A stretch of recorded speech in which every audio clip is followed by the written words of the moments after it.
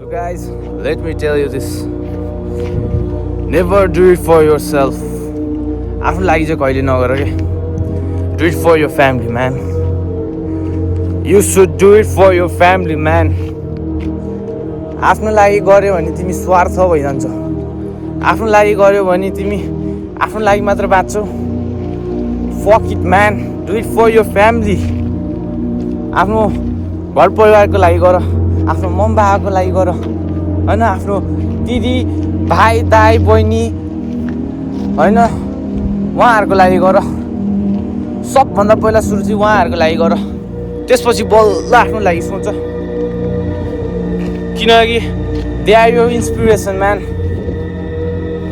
They should be your inspiration. They should be your motivation, हैन, to get you up daily. सधैँ उठ्नलाई, सधैँ काम गर्नलाई.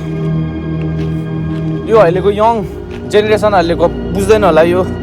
तर जब बुढो हुन्छ त्यसपछि चाहिँ बुझ्छ हैन.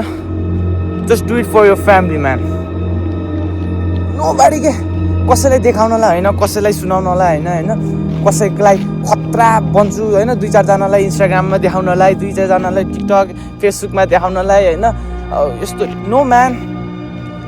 तिनीहरुको लागि हैन के, आफ्नो फ्यामिलीको लागि के, आफ्नो फ्यामिलीको खुसी हैन, आफ्नो फ्यामिलीको ह्याप्पीनेस उहाँहरुको लागि गर. म चाहिँ त्यही भन्छु है. आफ्नो लागि गर्यो भने चाहिँ तिमी स्वार्थी भइजान्छौ हैन. घर परिवारको दुःख बुझ्दैनौ.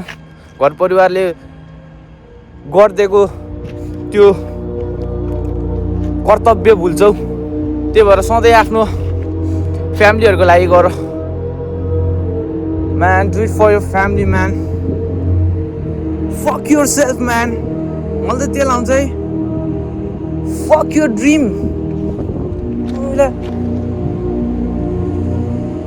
आफ्नो लागि बाँच्ने भनेको आफ्नो लागि बाँच्नै पर्दैन के जिन्दगीमा. आफ्नो लागि बाँचेर नि के गर्ने हो र. परिवारको लागि बाँच, परिवारको खुसीको लागि बाँच, परिवारको सुखको लागि बाँच. त्यही लाउँछ मलाई अहिले चाहिँ जिन्दगी. Do it for your family, man. Do it for your family. त्यो हैन फ्यामिलीले भनेकै गर भनेको हैन कि. Do it for your family भनेको चाहिँ कस्तो भन्न खोजेको भन्दाखेरि तिमीले गरेको कामले तिम्रो फ्यामिली प्राउड होस् के. म चाहिँ त्यो भन्न खोजेको के. Do it for your family, man. Just do it for your family, not yourself. तिमीले आफूलाई खुसी बनाएर आफ्नो परिवारलाई दुखी बनाउँछौ भने त्यो चाहिँ बेकारको कुरा हो. यदि तिमीले आफूले गरेर आफू नि खुसी हुन सक्छौ, तिम्रो परिवार पनि खुसी हुन सक्छौ भने चाहिँ you are the successful man in this planet हैन. If you are sad हैन, त्यो कामको लागि चाहिँ स्याड छौ तर आफ्नो परिवार चाहिँ खुसी छ भने you are a good person, man. You are a good kind person. तर if you are happy for yourself but not your family, fuck you, man. मलाई त्यो लाउँछ अहिले चाहिँ. किनकि म पनि कुनै जमाना त्यस्तै मान्छे थिएँ. अहिले आएर चाहिँ जब हैन घरबाट टाढिनु पर्यो त्यसपछि बल्ल बुझ्दैछु यो कुरा चाहिँ. Just do it for your family, man. Just do it for your family.